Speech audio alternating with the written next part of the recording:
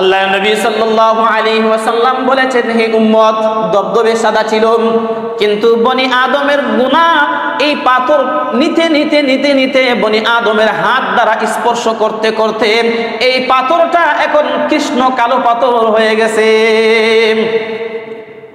এটা এখন কালো পাথর হয়ে গেছে, কিন্তু যখন জান্নাত থেকে আসছিল তখন এটা একবারে দবদবে সাদা ছিল। নবী সাল্লাল্লাহু আলাইহি ওয়াসাল্লাম বলেছেন, হে উম্মত, হাসরের ময়দানে এই পাথরের দুইটা চক্ষু থাকবে, আল্লাহ পাক দুইটা চক্ষু দিবেন, পাথরের জবান থাকবে। পাথর হাসরের ময়দানে আল্লাহ পাকের সামনে কথা বলবে। তিরমিজি শরীফের হাদিস, মুসলিম শরীফের হাদিস, আল্লাহর পয়গম্বর রাসূলুল্লাহ সাল্লাল্লাহু আলাইহি ওয়াসাল্লাম বলেন, হে উম্মত, হাসরের ময়দানে পাথর বলবে, ও রব্বুল আলামিন, হে রব, আমাকে যারা চুম্বন করেছে, আমাকে যারা চুমা দিয়েছে, আল্লাহ তাদের ব্যাপারে আমি সাক্ষ্য দিলাম, তাদেরকে মাফ করেন, তাদেরকে জান্নাত দেন। আল্লাহর নবী বলেন, হে উম্মত, আল্লাহ পাক ওই হাজারে আসওয়াদের সাক্ষ্য গ্রহণ করেন, যারা তাকে চুমো দিয়েছিল সবাইকে মাফ করে জান্নাত দান করে দিবেন। হাজার আসওয়াদের এই কথা, এই সাক্ষ্য আল্লাহ পাক শাফাআত, সুপারিশ, এটাকে আল্লাহ কবুল করবেন। এই হাজারে আসওয়াদ নবীজি চুম্বন করেছেন। কিন্তু দেখেন হাদিসে এটাও আছে, হযরত উমর ইবনুল খাত্তাব, হযরত উমর রাদিয়াল্লাহু তাআলা আনহু বলেন, এই পাথর তুমি, আমি জানি তুমি একটা নিশ্চিত পাথর, তুমি গায়রুল্লাহ, তোমাকে চুম্বন এই জন্য করতেছি, নবী চুম্বন করেছেন, নবী চুমা দিয়েছেন এই জন্য তোমাকে চুমা দিতেছি, নবী স্পর্শ করেছেন এই জন্য আমি তোমাকে স্পর্শ করতেছি, নতুবা তুমি একটা পাথর, পাথর ছাড়া আর কিচ্ছুই না। এই জন্য এটা পাথর, কিন্তু কাজটা করব কেন, চুমা দিব কেন? দিব এই জন্যই যে নবী দিয়েছেন। দিব কেন? নবী বলেছেন, নবী করেছেন, এই জন্যই কাজটা করব। এই হাজারে আসওয়াদ যদি বীরের কারণে, সেখানে যাওয়ার পরে বীরের কারণে কাছে যাওয়া সম্ভব না হয়, চুমা দেওয়া সম্ভব না হয়, তাহলে দূর থেকেই তওয়াফ যখন শুরু হবে, দূর থেকেই এইভাবে ইশারার মাধ্যমে চুমা দিয়ে তওয়াফ শুরু করে দিবে। এইভাবে ইশারার মাধ্যমে চুমা দিলেই ইনশাআল্লাহ চুমার ফজিলত পাওয়া যাবে। মহিয়ান গরিয়ান রব্বুল ইজ্জত রব্বুল আলামিনের কাছে অসংখ্য অগণিত শুকর সুজুদ, যে মালিক দয়া করে মহব্বত করে তার ঘর মসজিদে আসার বসার তৌফিক সুযোগ দান করেছেন। এই জন্য অন্তরস্থল থেকে শ্রদ্ধাজনিত কণ্ঠে পাঠ করছি আলহামদুলিল্লাহ। হজ্জের মৌসুম চলতেছে। হজ্জের মৌসুমের 3টি মাস আশহুরে হুরুম বলা হয়েছে। এর মধ্যে শাওয়াল, জিলকদ, জিলহজ, এই 3 মাসকে আশহুরে হুরুম তথা সম্মানিত মাস বলা হয়েছে। এই হজ্জের মৌসুমে হজের সাথে, হজের আফআলের সাথে, খানায়ে কাবার সাথে সম্পৃক্ত বিষয়গুলো নিয়েই আমরা আলোচনা সবসময় করেও থাকি, শুনেও থাকি। আজকেও সেই ধারাবাহিকতাই ইনশাআল্লাহ এই খানায়ে কাবা সম্পর্কেই, হজ্জের আফআল, হজ্জের কাজ সম্পর্কেই আপনাদের সামনে কিছু আলোকপাত করা হবে। আল্লাহ তাআলা আমাদেরকে ইখলাসের সহিত কথা বলার, শোনার তৌফিক দান করেন। সকলে বলে আমিন। সম্মানিত মুসল্লি সাহেবান, হযরত ইব্রাহিম আলাইহিস সালামের মাধ্যমে আল্লাহ পাক রব্বুল আলামিন খানায়ে কাবার পুনরায় গঠন করলেন, পুনরায় নির্মাণ করলেন। হযরত ইব্রাহিম আলাইহিস সালাম খানায়ে কাবা নির্মাণ করতেছিলেন আর দোয়া করতেছিলেন, রব্বানা তাকাব্বাল মিন্না ইন্নাকা আনতাস সামিউল আলিম। হে আমাদের রব, হে প্রতিপালক, গড় আপনার, যাকে মন চা তাকে দিয়েই আপনি খেদমত নিতে পারেন। আমার মাধ্যমে, আমার সন্তানের মাধ্যমে খেদমত নিতেছেন, এটা আমাদের জন্য সৌভাগ্যের বিষয়। হে রব, আমাদের তরফ থেকে এই আমলটাকে আপনি কবুল করেন। এভাবে বসা হাদিসে নিষেধ আসছে। পা পালায় বসুন, এভাবে হাত এভাবে দিয়ে বসা, এটাকে কুকুরের স্টাইল বলে। কি বলে? কুকুরের স্টাইল। এইভাবে হাদিসে একবার স্পষ্ট নিষেধ আসছে, কুকুরের স্টাইলে বসবে না। কেন? কারণটা কি? মুহাদ্দিসিনে কেরাম ব্যাখ্যায় লিখেছেন, এইভাবে বসলে মানুষের লজ্জাস্থানটা ফুটে ওঠে। অনেক সময় লজ্জাস্থান লুঙ্গি পরনে থাকলে লজ্জাস্থান দেখা দেওয়ার সম্ভাবনাও আছে, আর যদি পায়জামা পরনে থাকে তাহলে লজ্জাস্থান খুব ফুটে ওঠে। এই জন্য হাদিসে এই স্টাইল নিয়ে বসা, পাটাকে এভাবে উঠাইয়া হাত এভাবে দিয়ে বসা একবার স্পষ্ট নিষেধ করা হয়েছে, কেউ কখনো এভাবে বসবো না ইনশাআল্লাহ। হযরত ইব্রাহিম আলাইহিস সালাম আল্লাহ পাকের কাছে দোয়া করতেছিলেন, হে আল্লাহ, আমাদের এই আমলকে আমাদের তরফ থেকে আমাদের এই আমলকে আপনি কবুল আর মঞ্জুর করে নেন। ইব্রাহিম আলাইহিস সালাম ঘর বানাইলেন, ঘর নির্মাণ করলেন। যতটুক আলোচনা আমরা বিগত জুমায় করেছিলাম, শুনেছিলাম, ততটুক হলো মাকাম ইব্রাহিমের উপরে দাঁড়িয়ে তিনি এই খানায়ে কাবা নির্মাণ করেছেন। ভিত্তি স্থাপনের উপরে, আগের ভিত্তির উপরে তিনি ঘর নির্মাণ করেছেন। এবার হযরত ইব্রাহিম আলাইহিস সালাম হাজারে আসওয়াদ নামক একটি পাথর রয়েছে, ওই পাথরটাকে তার আপন স্থানে যেখানে বর্তমানে রয়েছে সেখানে শেষবারের মতো গিয়ে সেটাকে তিনি স্থাপন করলেন। হযরত ইব্রাহিম আলাইহিস সালাম খানায়ে কাবার কাজ করলেন, তিনি হজ করলেন। ইব্রাহিম আলাইহিস সালামের পরবর্তীতে কবিলায়ে বনু জুরহুম, যেই গোত্রটা এখানে এসে বসবাস করতে শুরু করেছিল, কিছুদিন পরে তারাও কিছুটা সংস্কারের কাজ করেছে। এরপরে কওমে আমালাকা নামে একটি গোত্র রয়েছে, এই কওমে আমালাকাও কিছুটা সংস্কারের কাজ করেছে। দীর্ঘদিন পরে কুরাইশবাসীরা নবী মুহাম্মদুর রাসূলুল্লাহ সাল্লাল্লাহু আলাইহি ওয়াসাল্লাম, তখনও তিনি নবুয়ত প্রাপ্ত হননি, তখনও তিনি প্রকাশ্যে নবী হননি, বয়স 40-এ এখনো পৌঁছেনি। নবী সাল্লাল্লাহু আলাইহি ওয়াসাল্লামের বয়স যখন 35, তখন কুরাইশরা এই খানায়ে কাবার কাজ দ্বিতীয়বার সংস্কারমূলক কাজ করার জন্য উদ্যোগ গ্রহণ করে। দীর্ঘদিন আলোচনা করার পর বিভিন্ন বাধাকে উপেক্ষা করে যখন তারা সংস্কারের কাজে হাত দেয়, কাজ করতে শুরু করে, এক পর্যায়ে তারা খানায়ে কাবাকে সংস্কারের উদ্দেশ্যে আগের দেওয়ালটাকে ভেঙে নতুন করে করবে, এই কাজও সম্পাদন করে। এখানে সূক্ষ্ম থেকে সূক্ষ্ম বিষয়, এটা অবশ্যই বোঝা দরকার। খানায়ে কাবার পাশেই যে একটা অংশ লাগানো রয়েছে, যারা গিয়েছেন তারা দেখেছেন, তাদের জন্য বুঝতে সহজ হবে। এটাকে বলা হয় হাতিমে কাবা। যে হাতিমে কাবার ভিতরে আমরা 2 রাকাত নামাজ পড়ে থাকি, হাজী সাহেবানরা পড়ে থাকেন, সিরিয়াল মেনটেন করে হলো এখানে 2 রাকাত নামাজ অনেকেই পড়ে থাকি।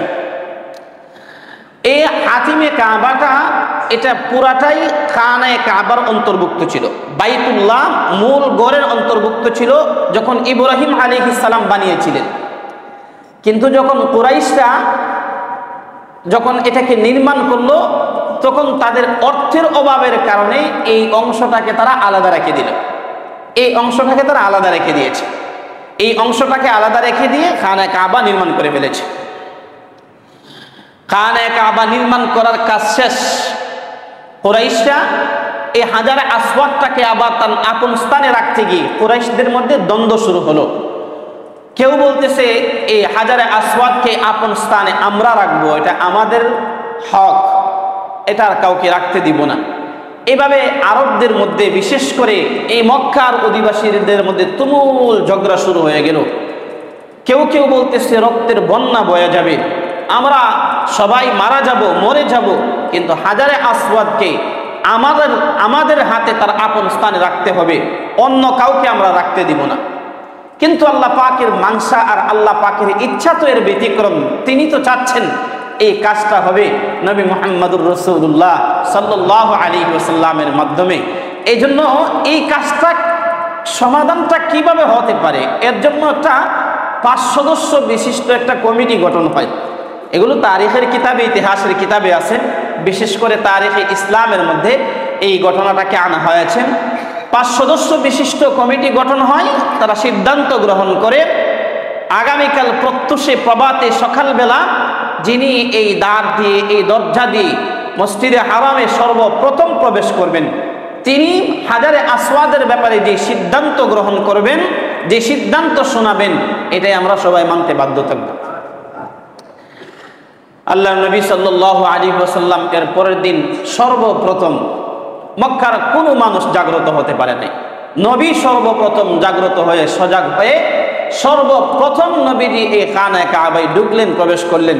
পরবর্তীতে একজন একজন করে আসতেছে, সবাই এসে দেখে আমরা যাকে বিশ্বাস করি, আমরা যাকে বিশ্বস্ত মানি, যাকে আল আমিন বলে আমরা স্বীকৃতি দিয়েছি, যাকে ভালোবাসি, যাকে মহব্বত করি, যার সাথে এখনো তাদের কোনো শত্রুতা নাই, সেই নবী আরবি মুহাম্মদ রাসূলুল্লাহ সাল্লাল্লাহু আলাইহি ওয়াসাল্লাম এখানে উপস্থিত। সবাই তো তাকে মানে, সবাই তো তাকে বিশ্বাস করে। এজন্য সবাই খুশি যে মুহাম্মদ হাজারে আসওয়াদের ব্যাপারে ফয়সালা শোনাবে, ফয়সালা দিবে। নবী সাল্লাল্লাহু আলাইহি ওয়াসাল্লামকে এবার ফয়সাল মানা হলো। নবীকে বলা হলো, আপনি যে সিদ্ধান্ত শোনাবেন হাজারে আসওয়াদের ব্যাপারে, আমরা সবাই এই সিদ্ধান্ত মেনে নিব। আল্লাহর নবী সাল্লাল্লাহু আলাইহি ওয়াসাল্লাম নিজের চাদর মুবারকটা খুলে জমিনে রাখলেন। জমিনে রেখে পাথরটাকে, হাজারে আসওয়াদ, এই পাথরটাকে নবীজি এখানে উঠাইলেন। এই চাদরে উঠিয়ে এবার নবী বলতেছেন, বসেন বসেন বসে যান, এই পিছন দিক থেকে আর কেউ সামনে আসবেন না। এই এক ঝামেলার কথা বারবার বলতে হয়। আল্লাহর নবী সাল্লাল্লাহু আলাইহি ওয়াসাল্লাম এই হাজারে আসওয়াদটাকে চাদরে উঠাইলেন। চাদরে রেখে নবীজি বিভিন্ন গোত্রের সর্দারদেরকে, নেতাদেরকে ডাকলেন। নেতাদেরকে ডেকে বললেন, আপনারা সবাই এই চাদরে ধরেন। একজন একজন করে চার কোণারে চারজন ধরেছে, বিভিন্ন গোত্রের সর্দারগণ ধরেছে। ধরে নবী বললেন, এবার আপনারা একবারে যেখানে হাজারে আসওয়াদকে প্রয়োগ করা হবে, স্থাপন করা হবে, সেখানে নিয়ে রাখেন। হাজারে আসওয়াদকে এখানে এনে এই সর্দাররা এনে রেখে দিলেন। আল্লাহর নবী নিজের হাতে এই পাথরটাকে উঠিয়ে যেখানে বর্তমানে হাজারে আসওয়াদটা আছে সেখানে নবীজি স্থাপন করে দিলেন। আল্লাহর নবী সাল্লাল্লাহু আলাইহি ওয়াসাল্লাম সেই হাজারে আসওয়াদ সম্পর্কে হাদিসে আসছেন, তিরমিজি শরীফের হাদিসে আসছে, আল্লাহর নবী বলেন, হে উম্মত, এই হাজারে আসওয়াদ কালো পাথর, আল হাজারুল আসওয়াদু, হাজারুল অর্থ হলো পাথর, আসওয়াদ অর্থ হলো কালো, কৃষ্ণ পাথর, কালো পাথর। আল্লাহর পয়গম্বর বলেন, হে উম্মত, এই কালো পাথরটা জান্নাত থেকে এসেছে। হযরতে আদম আলাইহিস সালামের সঙ্গে জান্নাত থেকে এসেছে। আদম আলাইহিস সালাম যখন জান্নাত থেকে অবতীর্ণ হন, নামেন, তখন দুইজন দুই এরিয়াতে নামেন। দুজনে আল্লাহ পাকের কাছে দোয়া করতে থাকেন, রব্বানা যালামনা আনফুসানা ওয়া ইল্লাম তাগফির লানা ওয়া তারহামনা লানাকুনান্না মিনাল খাসিরিন। আল্লাহ নবী সাল্লাল্লাহু আলাইহি ওয়াসাল্লাম বলেন, এই হাজারে আসওয়াদ জান্নাত থেকে এসেছে। যে কথাটা বলতে চেয়েছিলাম, হযরতে আদম আলাইহিস সালাম আর হযরতে মা হাওয়া আলাইহাস সালাম উভয়জন তো জান্নাত থেকে নেমে এসেছেন। জান্নাত থেকে আসছেন, দুজন পৃথক পৃথক। একজন হিন্দুস্তানের শ্রীলঙ্কার কাছাকাছি, আর একজন একবারে জিদ্দায়। দুজনে আল্লাহ পাকের কাছে দোয়া করতেছেন, রব্বানা যালামনা আনফুসানা ওয়া ইল্লাম তাগফির লানা ওয়া তারহামনা লানাকুনান্না মিনাল খাসিরিন। আল্লাহ আমাদেরকে মাফ করেন, আল্লাহ আমাদেরকে মাফ করেন। দোয়া করতে করতে এক পর্যায়ে আল্লাহ পাক তাদেরকে আরাফার ময়দানে, ইয়ৌমে আরাফা, যেটা আরাফার ময়দানে উভয়জনের সাক্ষাৎ হয়েছে, একজন আরেকজনের সাথে পরিচিত হয়েছেন। এই জন্য ওই স্থানটাকে, ওই জায়গাকে আরাফা বলা হয়। আরাফা মানে হলো চিনা জানা। সেখানে গিয়ে একজন আরেকজনকে চিনেছিলেন, পরিচিত হয়েছিলেন, এই জন্য ওই স্থানটাকে আরাফা বলা হয়। সেখান থেকে আসলেন খানায়ে কাবায়, বাইতুল্লাহ নির্মাণ করলেন। বাইতুল্লাহ নির্মাণ করে তিনি যে আসলেন জান্নাত থেকে, আল্লাহ পাক জান্নাত থেকে একটা পাথর পাঠাইলেন। ওই পাথরটার নাম হলো হাজারে আসওয়াদ। নবী বলেন, যখন এই পাথরটা জান্নাত থেকে এসেছিল, এই পাথরটা একবারে দবদবে সাদা ছিল। আল্লাহ নবী সাল্লাল্লাহু আলাইহি ওয়াসাল্লাম বলেছেন, হে উম্মত, দবদবে সাদা ছিল, কিন্তু বনি আদমের গুনাহ এই পাথর নিতে নিতে নিতে নিতে বনি আদমের হাত দ্বারা স্পর্শ করতে করতে এই পাথরটা এখন কৃষ্ণ কালো পাথর হয়ে গেছে। এটা এখন কালো পাথর হয়ে গেছে, কিন্তু যখন জান্নাত থেকে আসছিল তখন এটা একবারে দবদবে সাদা ছিল। নবী সাল্লাল্লাহু আলাইহি ওয়াসাল্লাম বলেছেন, হে উম্মত, হাসরের ময়দানে এই পাথরের দুইটা চক্ষু থাকবে। আল্লাহ পাক দুইটা চক্ষু দিবেন, পাথরের জবান থাকবে। পাথর হাসরের ময়দানে আল্লাহ পাকের সামনে কথা বলবে। তিরমিজি শরীফের হাদিস, মুসলিম শরীফের হাদিস। আল্লাহর পয়গম্বর রাসূলুল্লাহ সাল্লাল্লাহু আলাইহি ওয়াসাল্লাম বলেন, হে উম্মত, হাসরের ময়দানে পাথর বলবে, ও রব্বুল আলামিন, হে রব, আমাকে যারা চুম্বন করেছে, আমাকে যারা চুমা দিয়েছে, আল্লাহ তাদের ব্যাপারে আমি সাক্ষ্য দিলাম, তাদেরকে মাফ করেন, তাদেরকে জান্নাত দেন।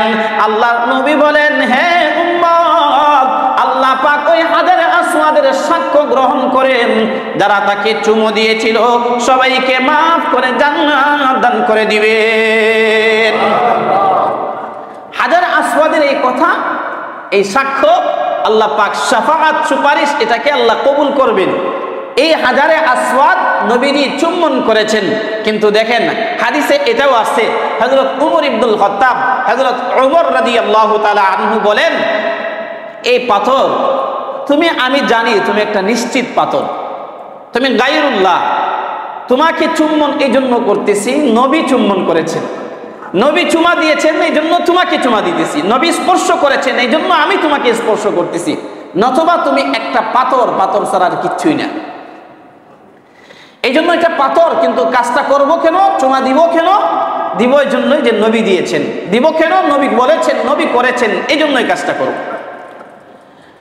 এই হাজারে আসওয়াদ যদি বীরের কারণে সেখানে যাওয়ার পরে বীরের কারণে কাছে যাওয়া সম্ভব না হয়, চুমা দেওয়া সম্ভব না হয়, তাহলে দূর থেকেই তওয়াফ যখন শুরু হবে, দূর থেকে এইভাবে ইশারার মাধ্যমে চুমা দিয়ে তওয়াফ শুরু করে দিবে।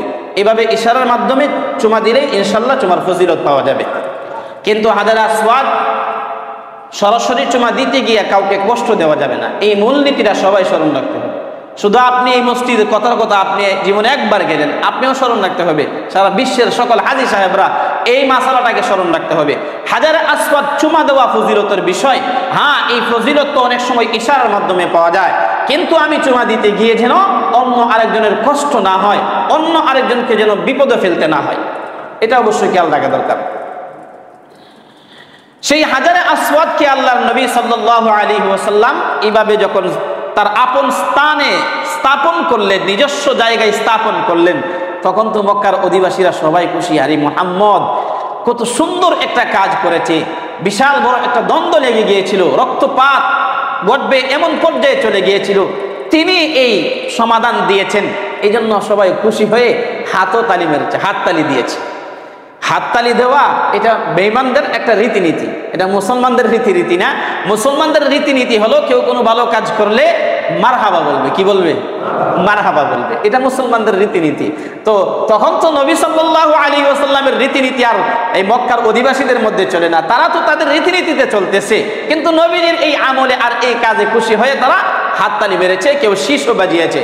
শীষ বাজানোটাও শরীয়তে নিষেধ, হাততালি দেওয়াও শরীয়তে নিষেধ, কিন্তু তারা খুশি হয়ে এই কাজটা করেছে।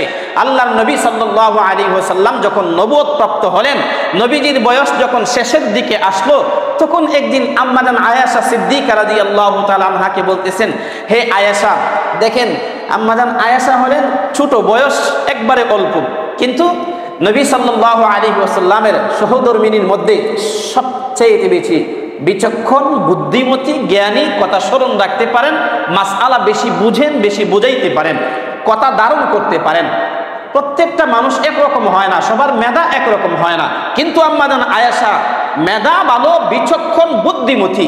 এই জন্য আম্মা জান আয়েশাকে বলতেছেন, হে আয়েশা, খানায়ে কাবাটা, বাইতুল্লাহটা যেভাবে নির্মিত হয়েছে, আমার দিলের চাহিদা ছিল ইব্রাহিম আলাইহিস সালামের অবকাঠামোতে এই বাইতুল্লাহটা নির্মাণ করা হোক।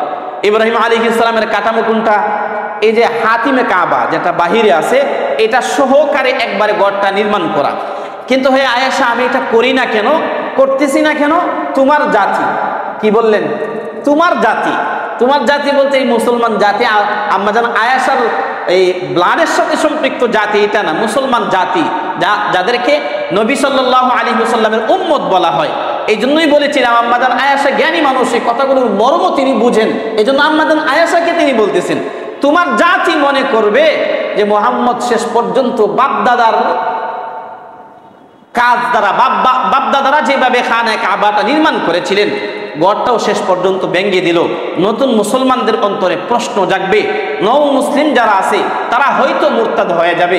এই জন্য আমি এই কাজটাকে ইব্রাহিম আলাইহিস সালামের অবকাঠামোর উপরে করতেছি না।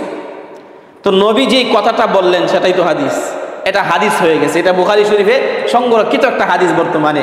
তো আম্মা জান আয়েশা সিদ্দিকা রাদিয়াল্লাহু তাআলা আনহা এই হাদিস ঘটনা প্রসঙ্গে তার আপন ভাতিজা আব্দুল্লাহ ইবনে জুবাইর রাদিয়াল্লাহু তাআলা আনহু, জুবাইর রাদিয়াল্লাহু তাআলা আনহুকে একদিন শুনাইলেন, ভাতিজাকে শুনাইলেন।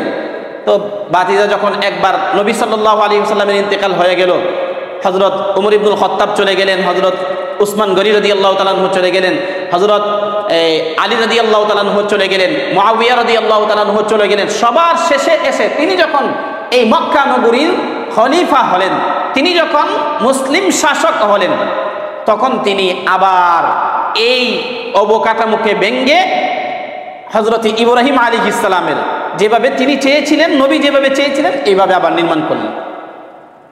সূক্ষ্ম সূক্ষ্ম কথা বুঝেন। তিনি কেন নির্মাণ করলেন? কারণ নবী একদিন তার বাসনাটা হযরত আম্মা জান আয়েশার কাছে পেশ করেছেন, এই জন্য তিনি নবীর বাসনাটাকে পূর্ণ করতে গিয়ে সেটা করলেন। তৎকালীন সময়ে ঘটনা ইতিহাস কম বেশি সবাই জানেন, হাজ্জাজ বিন ইউসুফ ক্ষমতায় আসলো। ক্ষমতায় এসে হযরত জুবাইর রাদিয়াল্লাহু তাআলা, আব্দুল্লাহ ইবনে জুবাইর রাদিয়াল্লাহু তাআলাকে শহীদ করলো, তাকে হত্যা করা হলো। এরপরে হাজ্জাজ বিন ইউসুফ আবার এটাকে ব্যঙ্গে কুরাইশরা যেভাবে নির্মাণ করেছিল সে এইভাবে করলো, বর্তমানে যে অবকাঠামোতে আছে সেই অবকাঠামোতে আবার নির্মাণ করলো। তাহলে দেখেন, নবীর ইন্তেকালের পরে হযরত আব্দুল্লাহ ইবনে জুবাইর একবার করলেন, এরপরে আবার হাজ্জাজ বিন ইউসুফ আরেকবার করা হলো, হাজ্জাজ বিন ইউসুফের পক্ষ থেকে একবার করা হলো। এরপরে আবার উমর বিন আব্দুল আজিজ রাহমাতুল্লাহি আলাইহি, কম বেশি হয়তো সবাই নাম শুনেছেন, যাকে দ্বিতীয় উমর বলা হয়, সেই উমর বিন আব্দুল আজিজ রাহমাতুল্লাহি আলাইহি আবার ওই যে আম্মা জান আয়েশার হাদিস, সেই হাদিস অনুযায়ী ভাবলেন যে ক্ষমতা যেহেতু এখন আমার হাতে, নবী যেভাবে চেয়েছিলেন এইভাবে এটাকে করা হোক, এইভাবে এটা করব। তখন জীবিত ছিলেন হযরত ইমাম মালিক রাহমাতুল্লাহি আলাইহি, তখনকার সময়ের মদিনার সবচেয়ে বড় আলেম ইমাম মালিক। ইমাম মালিক ফতোয়া জারি করলেন না, এটা হতে পারে না। যেই ক্ষমতায় আসবে প্রত্যেক বাদশার হাতের খেলনা আর পুতুল হয়ে যাবে, যে যেভাবে মন চাবে খানে কাবাকে নির্মাণ করবে, উনি একভাবে করবে, পরে আবার আরেকজন এসে আরেকভাবে করতে চাইবে। এই জন্য তিনি যুক্তির আলোকে, কোরআন সুন্নাহর আলোকে ফতোয়া জারি করলেন, এই খানে কাবার মূল অবকাঠামোতে আর কেউ হাত দিতে পারবে না, যেভাবে আছে এইভাবেই থাকবে, এটা কিয়ামত পর্যন্ত বলবৎ থাকবে। এই ফতোয়া তখনকার সময়ের সারা বিশ্বের সমস্ত উলামায়ে কেরাম এক বাক্যে মেনে নিয়েছিলেন, জানা এখন আর খানে কাবায় কেউ হাত দিতে পারবে না, নতুন করে কোনো অবকাঠামো তৈরি করতে পারবে না। এই ফতোয়া জারি হয়ে গেল, যার দরুন উমর বিন আব্দুল আজিজ আর কাজ করলেন না, ইমাম মালিকের ফতোয়া মেনে নিলেন। এই তখনকার সময় থেকে নিয়ে খানে কাবা যেভাবে নির্মিত হয়েছে এখন পর্যন্ত এভাবেই আছে। হ্যাঁ, সাজের কাজ, গোছানোর কাজ তো করা হয়, কম বেশি সবসময় করা হইতেছে, এতে অসুবিধা নাই। নবী সাল্লাল্লাহু আলাইহি ওয়াসাল্লাম কম বেশি এই কাজে অংশগ্রহণ করেছেন। এই খানে কাবা, এই বাইতুল্লাহ আল্লাহ পাক যুগে যুগে ফেরেশতাদের মাধ্যমে, নবীদের মাধ্যমে নির্মাণ করে নবীদেরকে, প্রত্যেক নবীকে তওয়াফ করার জন্য বলা হয়েছে। কম বেশি প্রত্যেক নবী এই খানে কাবা তওয়াফ করেছে। আদম আলাইহিস সালাম তওয়াফ করেছেন, নূহ আলাইহিস সালাম তওয়াফ করেছেন। নূহ আলাইহিস সালামের প্লাবনের পরে কিন্তু এই খানে কাবা ছিল না, কিন্তু আল্লাহ দেখিয়ে দিয়েছেন, নৌকা সেখানে গিয়েছে, নৌকা সেখানে গিয়ে এই চতুর্দিক তওয়াফ করেছে। তওয়াফ করার পর নৌকাটা এখান থেকে চলে আসছে। হযরতে নূহ আলাইহিস সালাম তওয়াফ করেছেন, নূহ আলাইহিস সালামের নৌকা তওয়াফ করেছে। হযরতে ইব্রাহিম আলাইহিস সালাম তওয়াফ করেছেন, হযরত ইসমাঈল আলাইহিস সালাম তওয়াফ করেছেন, ইউসুফ আলাইহিস সালাম তওয়াফ করেছেন, হযরতে মূসা কালিমুল্লাহ তওয়াফ করেছেন, হযরতে ঈসা আলাইহিস সালাম তওয়াফ করেছেন। সর্বশেষ নবী, আখিরুজ জামান নবী মুহাম্মদুর রাসূলুল্লাহ সাল্লাল্লাহু আলাইহি ওয়াসাল্লামের উপরে হজ নবম হিজরিতে হজ ফরজ করা হয়। নবম হিজরিতে আল্লাহর নবী দ্বীনের বিভিন্ন ব্যস্ততার কারণে হজ করতে পারেননি, যার দরুন হযরত আবু বকর সিদ্দিক রাদিয়াল্লাহু তাআলা আনহুকে আমির বানায়া একজন মুসলমানকে প্রেরণ করেন, ওনারা হজ করেন। নবীজি দশম হিজরিতে হজে আসেন বিশাল বড় সাহাবায়ে কেরামের জামাত নিয়ে। সাহাবায়ে কেরামের জামাতের সংখ্যা কত ছিল? 1 লক্ষ, 1.5 লক্ষ, লক্ষাধিক, লক্ষের উপরে সাহাবায়ে কেরামের সংখ্যা। এই সাহাবায়ে কেরামের সংখ্যা নিয়ে, এই আধিক্য বড় একটি জামাত নিয়ে নবীজি হজ করতে আসেন। আরাফার ময়দানে যান, আরাফার ময়দানে গিয়ে তিনি নিজে খুতবা পাঠ করেন, নিজে ভাষণ দেন। ওই ভাষণটাকে বিদায় হজ্জের ভাষণ বলা হয়। নবীজি বিদায় হজ্জে যে কথাগুলো বলেছিলেন, আরাফার ময়দানে যে খুতবাটা পাঠ করেছিলেন, এটাকে ইসলামের ভাষায় কি বলা হয়? বিদায় হজ্জের ভাষণ বলা হয়। নবী সাল্লাল্লাহু আলাইহি ওয়াসাল্লাম বিদায় হজ্জের ভাষণের মধ্যে কয়েকটা কথা বলেছেন। এর মধ্যে একটা কথা হলো, হে উম্মত নামাজের গুরুত্ব দাও, হে উম্মত নামাজের গুরুত্ব দাও, হে উম্মত নামাজের গুরুত্ব দাও। বিদায় হজ্জের ভাষণে, গুরুত্বপূর্ণ ভাষণে নবী এই কথা বলেছেন, হে উম্মত, স্ত্রীরা, নারীরা হলো দুর্বল, ওদের উপর জুলুম করো না, ওদের উপর জুলুম করো না, অধীনস্থদের প্রতি খেয়াল রেখো, নারীর হক নষ্ট করো না, তোমার স্ত্রীর হক নষ্ট করো না, তোমার মেয়ের হক নষ্ট করো না, তোমার বোনের হক নষ্ট করো না, অধীনস্থ নারী যারা আছে তাদের উপর তোমরা জুলুম করো না। নবী সাল্লাল্লাহু আলাইহি ওয়াসাল্লাম নিজে হজ করলেন। হজ সম্পর্কে নবীজির জবান দিয়ে যে কথাগুলো বের হয়েছে এর মধ্যে একটা কথা হলো, আল্লাহর নবী সাল্লাল্লাহু আলাইহি ওয়াসাল্লাম বলেন, মান হাজ্জা লিল্লাহি ফালাম ইয়ারফাস ওয়া লাম ইয়াফসুক রাজাআ কায়াউমিন ওয়ালাদাতহু উম্মুহু। নবী সাল্লাল্লাহু আলাইহি ওয়াসাল্লাম বলেন, যে ব্যক্তি হজ করলো, ফালাম ইয়ারফাস ওয়া লাম ইয়াফসুক, হজ্জে গেল, হজ করলো, গালগুলোজ করে নাই, মন্দ কাজ করে নাই, খারাপ কাজ করে নাই। আমরা খারাপ কাজ আর গালগুলোজ কেন করি? গালগুলোজ করি এজেন্সির সাথে, ট্রাভেলস ওয়ালার সাথে কথা হয়েছে, একবারে নিকটেই দেওয়া হবে হোটেল, কিন্তু হোটেল দূরে দিয়েছে, যার দরুন এখন হেঁটে যেতে কষ্ট হয়, এই জন্য ট্রাভেলস ওয়ালাকে গালিগালাজ করে, এই জন্য ট্রাভেলস ওয়ালাকে এখন গালমন্দ করে।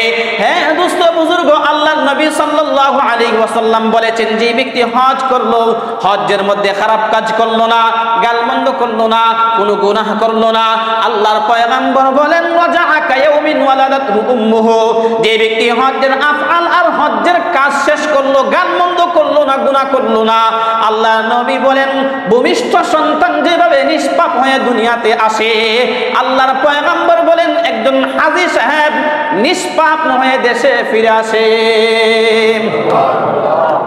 কিন্তু সেখানে গিয়ে গুনাহ করা যাবে? সেখানে গিয়ে গুনাহ করা যাবে না, কাউকে গালি দেওয়া যাবে না, কাউকে কষ্ট দেওয়া যাবে না, কোনো গুনাহের কাজ করা যাবে না। তাহলে জিন্দেগির সমস্ত গুনাহ ধুয়ে মুছে একবারে পরিষ্কার হয়ে যাবে। হ্যাঁ অবশ্যই এখানে স্মরণ রাখতে হবে, কিন্তু আপনি হজই করেছেন আরেকজনের সম্পদ আত্মসাৎ করে, তাহলে এই আত্মসাৎকৃত সম্পদের গুনাহ তো আর মাফ হবে না, এটা তাকে ফেরত দিতে হবে, এটার জন্য আলাদাভাবে তার কাছে মাফ চাইতে হবে। আপনি আরেকজনের উপরে হজ করার আগে বিশাল জিন্দেগিতে জুলুম করেছেন, জুলুম নির্যাতন আর নিপীড়ন করেছেন, মারপিট করেছেন, মানুষ হত্যা করেছেন, এটা তো আর মাফ হবে না। কোনটা মাফ হবে? চোখের গুনাহ করেছেন মাফ হবে, আপনি হাতের গুনাহ করেছেন সেটা মাফ হবে না, আপনি গীবত করেছেন সেটাও মাফ হবে না, হ্যাঁ নামাজ ছেড়ে দিয়েছিলেন সেটা কাজা করে নিয়েছেন সেটাও মাফ হবে। যেই সমস্ত গুনাহ মাফ চাইলে আল্লাহর সাথে সম্পৃক্ত, আল্লাহ মাফ করে দিতে পারেন, এগুলো মাফ হবে। যেগুলো বান্দার সাথে সম্পৃক্ত, আপনি হাজারে আসওয়াদ খানায়ে কাবা ধরে গিয়ে সেখানে কান্না করলেও মাফ হবে না, কারণ বান্দার হকটা বান্দার কাছ থেকেই আদায় করে নিতে হবে, বান্দার কাছ থেকে চেয়েই এটাকে মাফ চেয়ে নিতে হবে। আল্লাহ মাফ করবেন, কিন্তু আল্লাহর সাথে সম্পৃক্ত যাবতীয় হকের গুনাহ আল্লাহ মাফ করে দিবেন। একবারে নিষ্পাপ আর মাসুম হয়ে আসা হবে কোন গুনাহের ক্ষেত্রে? যে গুনাহটা আল্লাহর সাথে সম্পৃক্ত। হ্যাঁ যেটা বান্দার সাথে সম্পৃক্ত সেটাও যদি আমি হজ্জে যাওয়ার আগেই সব মিটমাট করে যাই, হজ্জে যাওয়ার আগেই মিটমাট করলাম, আমার জানা মতে জীবনে যত মানুষকে কষ্ট দিয়েছি সবার কাছে গেলাম, মাফ চাইলাম আর বললাম ভাই মাফ করে দিয়ে, বুঝি নাই করে ফেলেছি। যারা আমার কাছে টাকা পয়সা পাবে, দেওয়ার সামর্থ্য থাকলে দিয়ে বললাম, কম বেশি দিয়ে বললাম ভাই দিতে পারবো না, আপনি আমাকে মাফ করে দিয়েন। আর দেওয়ার সামর্থ্য না থাকলে আমি তো দিতে পারতেছি না, এক সময় আপনার সম্পদ খেয়েছি, বুক করেছি, আমাকে মাফ করে দিয়েন। কমপক্ষে মাফ চেয়ে নেওয়া, দিল থেকে সে মাফ করে বা না করে সেটা তার বিষয়, কিন্তু আমার কাজ হচ্ছে আমি তার কাছে মাফ চেয়ে নেওয়া। নবী বলেন, মান হাজ্জা লিল্লাহি ফালাম ইয়ারফাস ওয়া লাম ইয়াফসুক রাজাআ কায়াউমিন ওয়ালাদাতহু উম্মুহু। আল্লাহর নবী বলেন, আল হাজ্জুল মাবরুর লাইসা লাহু জাযাউন ইল্লাল জান্নাহ। যে ব্যক্তি হজ করলো, হজ্জে মাবরুর যার নসিব হলো, নবী বলেন আল্লাহ পাক রব্বুল আলামিন তাকে জান্নাতুল ফেরদাউস নসিব করবেন। হজ্জে মাবরুর করলে কোন জান্নাত পাওয়া যাবে? জান্নাতুল ফেরদাউস পাওয়া যাবে। হজ্জে মাবরুর মানে যেই হজটা আল্লাহর দরবারে কবুল হয়েছে। ভালো করে কথাগুলো বুঝেন, যারা ছোট তারাও বোঝেন, যাদের বয়স অল্প তারাও বোঝেন, যাদের অর্থ নাই তারাও বোঝেন, যারা করবেন হজ তারাও বোঝেন। কারণ কখন হজ্জের তৌফিক হয় সেটা তো বলা যায় না। আপনার মানসিকতা আপনি কিভাবে তৈরি করবেন? হজ্জে মাবরুর দরকার। মানুষ আমাকে হাজি বলবে এই জন্য না, মানুষ আমাকে কি বলবে অর্থ আছে কিন্তু হজ করে না এই জন্য না, আমাকে যেন আল্লাহ পাক হজ্জে মাবরুর নসিব করে। হজ্জে মাবরুর হলো যে হজটাকে আল্লাহ কবুল করেছেন। এই হজটা যে কবুল হয়েছে সেটা আমি বুঝবো কিভাবে? হাদিসে আসছে হজ্জে মাবরুর, হজ্জে মাকবুল। হজটা যে কবুল হয়েছে সেটা আমি বুঝবো কিভাবে? যেই হজের পরে হাজী সাহেব গুনাহ করে না, যেই হজের পরে হাজী সাহেব আর দাড়িতে কুর লাগায় না, যেই হজের পরে হাজী সাহেব আর নামাজ ছাড়ে না, যেই হজ করার পর হাজী সাহেব এখন আর মানুষকে কষ্ট দেয় না, যেই হজের পর হাজী সাহেব এখন আর সুদ খায় না, যেই হজের পর হাজী সাহেব এখন আর ঘুষ খায় না, যেই হজ্জের পর হাজী সাহেব যাবতীয় সমস্ত গুনাহ বর্জন করেছে, এই হজটা হলো হজ্জে মাবরুর। এই হজটা কি ভাই? হজ্জে মাবরুর। এখন আপনারা বলবেন তাহলে তো ঠিকই আছে, গুনাহ যা আছে 60 আর 65 পর্যন্ত জিন্দেগিতে যা আছে সব করে নেই, কারণ হজ করার পর তো আর গুনাহ করা যাবে না, এই জন্য গুনাহ যা আছে এখন করে নেই, হজ কিন্তু এখনই ফরজ, এখন আর করবো না, কারণ হজ করলে তো হুজুরাও বলতেছে, হাদিসেও আছে গুনাহ করা যাবে না, হজ করলে দাড়ি কাটা যাবে না, হজ করলে মানুষের উপর আত্মসাৎ করা যাবে না, মানুষের উপর জুলুম করা যাবে না, নেতৃত্ব দেওয়া যাবে না, সুতরাং এখন আর হজ করার দরকার নাই, জীবনের শেষে একবারে করবো, এরকমটাই করবেন নাকি? তাহলে হজ করার দ্বারা উদ্দেশ্য হলো আপনি হজ্জে গেলে, হজ্জের আফআলগুলো করলে, সেখানে ভালোভাবে আল্লাহর কাছে মাফ চাইলে, এখান থেকে যখন আসবেন অটোমেটিকই দেখবেন দিলে সেটা চলে আসছে, তখন দিন বলবে আর গুনাহ করো না, দিল বলবে আমি নামাজ ছাড়তে পারি না, অন্তর বলবে না এই গুনাহ আমার দ্বারা হতে পারে না। বিশ্বাস করেন না তো টুপি লাগান সবসময় মাথায়, বিশ্বাস করেন না তো জুব্বা পরেন সবসময় মাথায়, দেখবেন গুনাহ কমে যাবে। দাড়ি লাগাইছেন, আপনি দাড়ি রাখার আগে ভাবতেছেন দাড়ি রাখলে আমার দ্বারা এটা সম্ভব হবে না, ওইটা সম্ভব হবে না, কিন্তু দাড়ি রাখেন, দাড়ি রাখার পর দাড়ি আপনাকে বলে দিবে না এই গুনাহ আমার দ্বারা সম্ভব না। টুপি লাগাইছেন, টুপিই বলে দিবে না এই গুনাহ আমার দ্বারা সম্ভব না। জুব্বা পরছেন, জুব্বাই বলে দিবে না এই গুনাহ আমার দ্বারা সম্ভব না। ঠিক তেমন ভাবে হজ করেছেন, হজেই আপনাকে এই আফআলটাই, কাজটাই আপনাকে বলে দিবে না এটা আমি করতে পারি না, এটা আমার শানের সাথে যায় না, এটা আমার সাথে যায় না, এটা আমার দ্বারা সম্ভব না। এই জন্য ভাই হজ্জের পরবর্তী বিষয়টা নিয়ে চিন্তা না করা, চিন্তা করা যে আমি হজটা যেন করতে পারি ভালোভাবে, আমাকে যেন রব তৌফিক দান করেন। কাদের উপরে হজ ফরজ? যিনি হজ্জের সফর করতে গিয়ে যে টাকা পয়সা খরচ হবে এই ব্যয়ভার বহন করতে সক্ষম। কথার কথা বর্তমানে 7 লক্ষ টাকা লাগে বা 6 লক্ষ টাকা লাগে।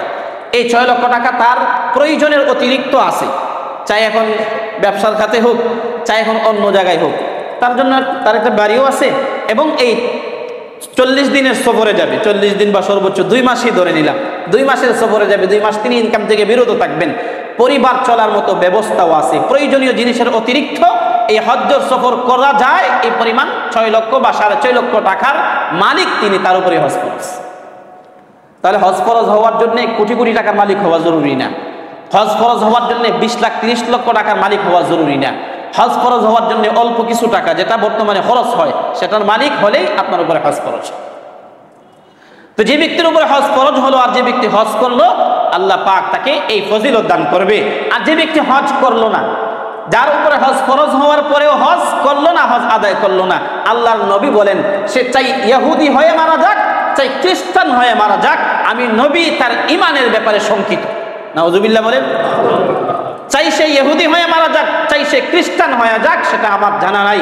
তাহলে একজন হজ যার উপরে ফরজ হয়েছে, যে ব্যক্তি হজ করতেছে না, তার ঈমান, সে ঈমান নিয়ে মরতে পারবে কিনা এই বিষয়ে সন্দেহ রয়েছে।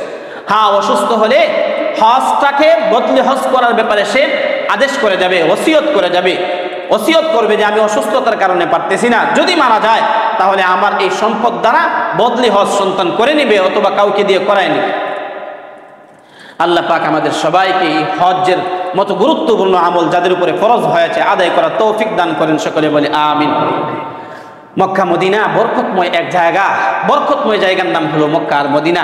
মক্কায় আল্লাহ বরকত রেখেছেন, কি পরিমাণ বরকত রেখেছেন। হযরত ইব্রাহিম আলাইহিস সালাম দোয়া করেছেন, হে আল্লাহ, এই মক্কার মরুভূমিতে আমি আমার সন্তানকে রেখে গেলাম, ওদেরকে ফল ফ্রুটের রিজিকের ব্যবস্থা করেন। আল্লাহ পাক ফল ফ্রুট এই পরিমাণে দিয়েছেন মক্কায়। মক্কায় কিন্তু কোনো ফল ফ্রুট উৎপন্ন হয় না, উৎপন্ন হয় বেশিরভাগ তায়েফে। তায়েফে আল্লাহ পাক এই ফল ফ্রুট উৎপন্ন করতেছেন। সারা বিশ্বে যত ফল মূল উৎপন্ন হয় সব মক্কা নগরীতে গিয়ে পৌঁছে। কার দোয়ার বরকত? ইব্রাহিম আলাইহিস সালামের দোয়ার বরকত। নবী সাল্লাল্লাহু আলাইহি ওয়াসাল্লাম হযরত ইব্রাহিম আলাইহিস সালাম মক্কার জন্য দোয়া করেছেন আর নবী মদিনার জন্য দোয়া করেছেন। মক্কায় আল্লাহ পাক বিভিন্ন আলামত, বিভিন্ন নিদর্শন, কুদরত রেখেছেন। মাকাম ইব্রাহিম রেখেছেন, হাতিমে কাবা রেখেছেন, বাইতুল্লাহ রেখেছেন। বাইতুল্লাহর উপরে আল্লাহ পাক প্রত্যেক দিন 120টা রহমত নাজিল করেন, সব সময় 120টা রহমত নাজিল করেন। তোয়াফকারীদের জন্য 60টা রহমত। হাদিস শরীফের ভাষ্য, তোয়াফ যারা করতেছে তাদের জন্য 60টা রহমত, আর যারা নাকি নামাজ পড়তেছে তাদের জন্য 40 রহমত। যারা শুধু তাকায় তাকায় দেখে, বাইতুল্লাহকে তাকায় তাকায় দেখতেছে, তাদের জন্য আল্লাহ পাক 20টা রহমত নাজিল করেন। এই জন্য বাইতুল্লাহ দেখতে পারাটাও সৌভাগ্যের বিষয়।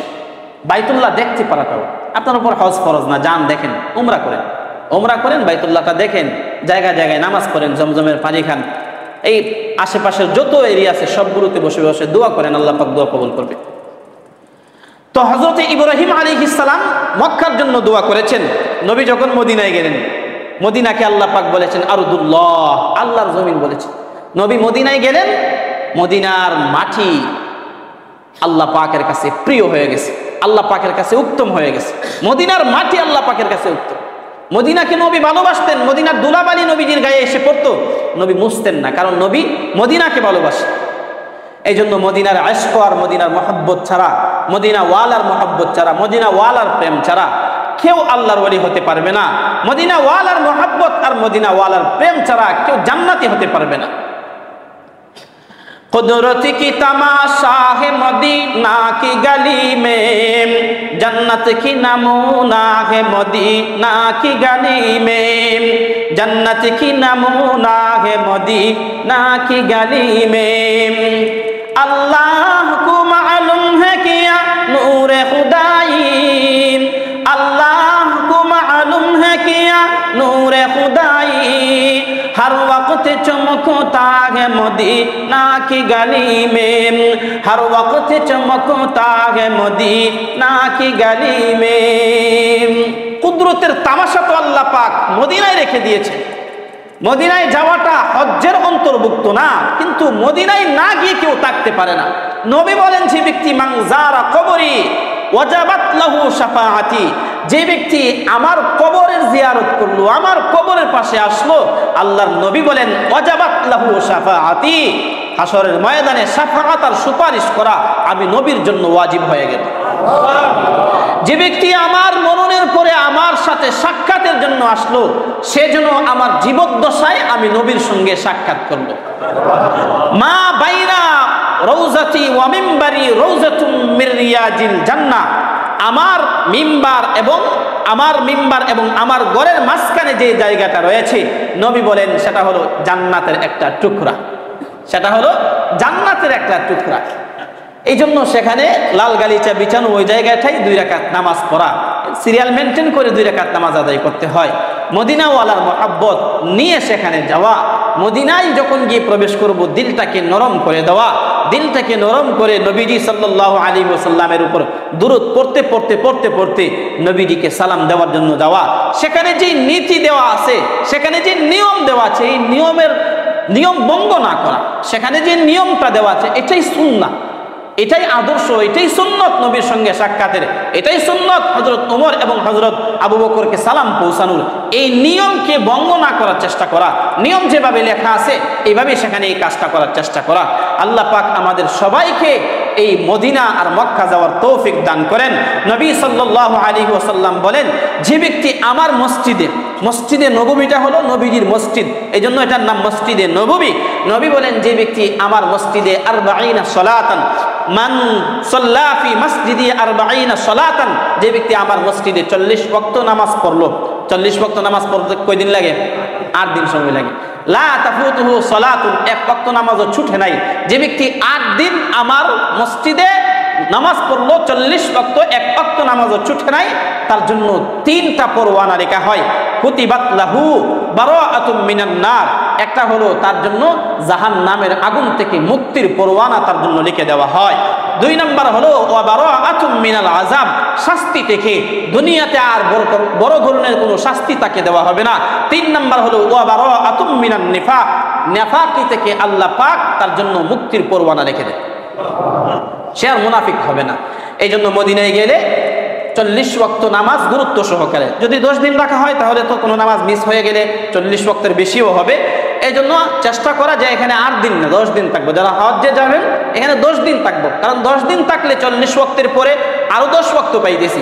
কোনো ওয়াক্ত যদি আমার মিস্টেক হয়ে যায় তাহলে 40 ওয়াক্ত যেন কোনো না কোনোভাবে যেন সেখানে আমার পূর্ণ হয়ে যায়। আল্লাহ পাক আমাদের সবাইকে মদিনাওয়ালার ইশক ও মহব্বত, মক্কা মদিনার মহব্বত দিলের ভিতরে দান করুক, সেখানে আমাদের সবাইকে বারংবার যাওয়ার তৌফিক দান করুক। সকলে বলি আমিন।